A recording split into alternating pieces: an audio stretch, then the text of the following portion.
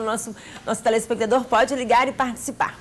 Bom, agora vamos falar sobre as doenças causadas por vermes. Eu converso com o farmacêutico, o Dr. Deomar Bittencourt. Obrigada, Dr. Deomar, pela sua presença aqui hoje. O senhor que estuda já há 41 anos os parasitas, é isso? Eu trabalho nessa área já tem bastante tempo. Formei em 66 e até hoje a gente continua na labuta. Qual é a principal preocupação hoje, né? Olha, em relação a essas doenças? A parte principal é saneamento, porque através de um bom saneamento acaba a grande maioria dos parasitas. Mas nós temos atualmente, que eu estava falando, você falou em milhares de parasitas, do homem nós temos alguns poucos que são interessantes. Nós temos protozoários, que são aqueles que você não vê, tem que olhar no microscópio, e os eumínitos, que alguns são visíveis a olho nu, em torno de 6 protozoários intestinais, em torno de 7 ou 8 eumínitos que você pode checar. Agora, dos eumínitos, o mais conhecido é o ácido lumbricoides, que é conhecido pela população como lombriga. E de lombriga, eu tenho até um caso interessante, na escola de Santa Rita, quando nós escolhíamos material para fazer exame lá, cheguei lá, a diretora passando mal, a professora passando mal. Ah, o senhor devia ter chegado um pouco antes. Eu falei que tomara, quando eu não cheguei, graças a Deus eu não cheguei, ele sabe lá o que aconteceu. Aí ela veio me contar a história que um garoto começou a passar mal e dentro de sala começou a querer ter ânsia de vômito. Então, aquela corrida, todo mundo chamou a diretora, ela veio, começou a sair uma lombriga pela boca da criança. Então pegaram um papel, puxaram e ali foi aquele geral. As crianças todas vomitando, a diretora vomitando. E ainda eu falei, graças a Deus, cheguei depois, não entrava lá. Então, a sorte também que não saiu. Mas isso há quanto tempo? Isso já tem alguns anos, quando a gente fazia esse tipo de trabalho. Hoje em dia ainda não tem problema. Se você for na periferia, o ácido lumbricoides ainda mata por oclusão intestinal. Eles são tantos que eles formam um bolo, a comida não passa e para cá acaba. Aí aquilo vai dar uma lesão. E as comunidades, as pessoas que moram em comunidades mais carentes, estão mais as comunidades carentes hoje, por causa desses problemas políticos, até me deram um problema. Por exemplo, Jacareí, eu fui fazer exame numa comunidade carente lá, 160 crianças, eu ia fazer exame de graça.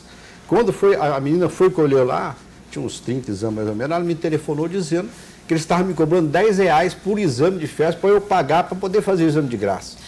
Aí eu falei, meu Deus, eles devem estar pensando que eu sou político, né? Eu vou usar as fezes para alguma coisa, passar no pão, alguma coisa. Aí eu devolvi, falei, ó, pode ficar, não vou fazer mais exame. Então, o pessoal nem acredita mais em você fazer um exame de cortesia para esse tipo de população. Pois é, mas nós podemos... Bom, a lombriga... E como nós podemos evitar? Quer dizer, né, falando de uma forma de saneamento, falando de uma forma de... Tanto a lombriga, que é conhecida, como todos os protozoários, alguns violentos, como a histolítica, que dá a amebíase, a giardíase, que está muito comentada agora, giardia lambia, que na serra deu tantos, não sei o que lá. Um percentual de 17 e pouco por cento, que eu achei até baixo em relação ao índice que a gente tem achado nesses locais de periferia. Então, o detalhe é o seguinte... A alimentação é importantíssima. Então, por exemplo, você vai...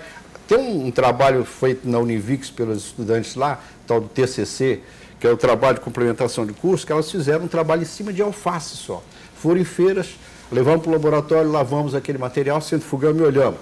Precisa ver que coisas lindas que aparecem nesse sedimento. Terríveis. Giardia, Zospa beli, blastocistioma, são de coisas que nós achamos. E como nós podemos, assim, aí elas foram no self-service, fizeram um levantamento de alface self-service. E alguns self-service fica horrorizada, porque é como se saísse da feira e entrasse num self-service. Então, por isso, quando eu entro em self-service, eu não como salada, não estou dizendo para ninguém comer, não.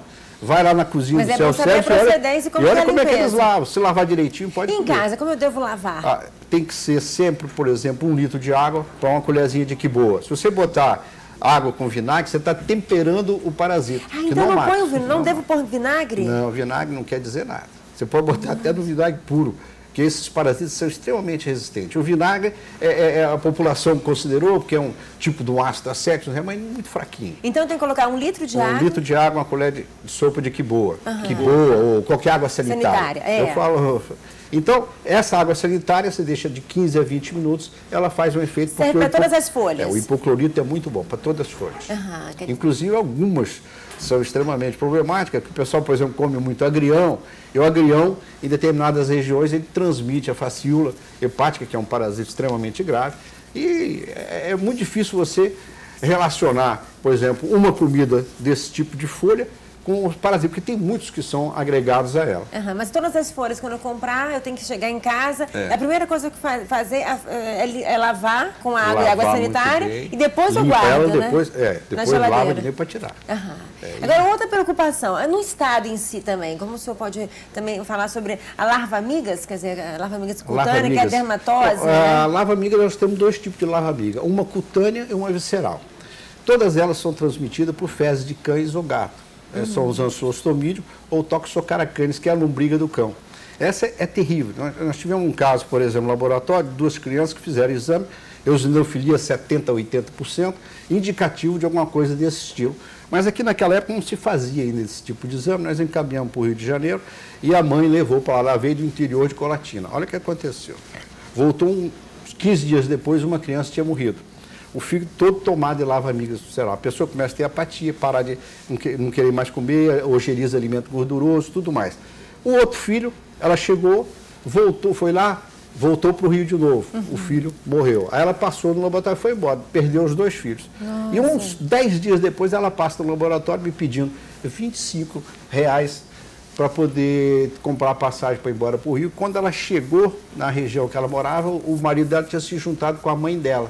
Então, quer dizer, o próprio verme pode dar problema caseiro, certo? Então aconteceu esse lance lá. Você é cheio de causos, cheio de causos. Como diz no interior, cheio de causos. Perdeu os filhos do marido e a mãe, né?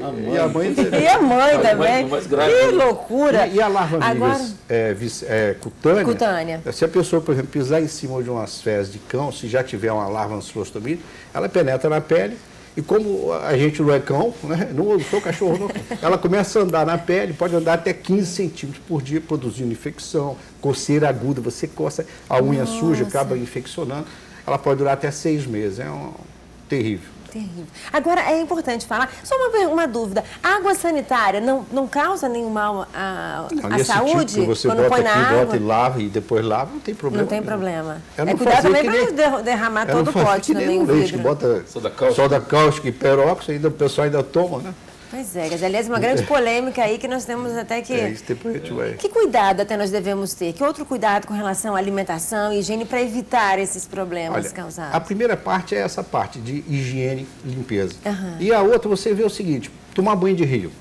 O cara acaba de jogar uma pelada, o pessoal do jogo lá, jogou uma pelada no interior, aquele rio bonito, eles pulam dentro d'água.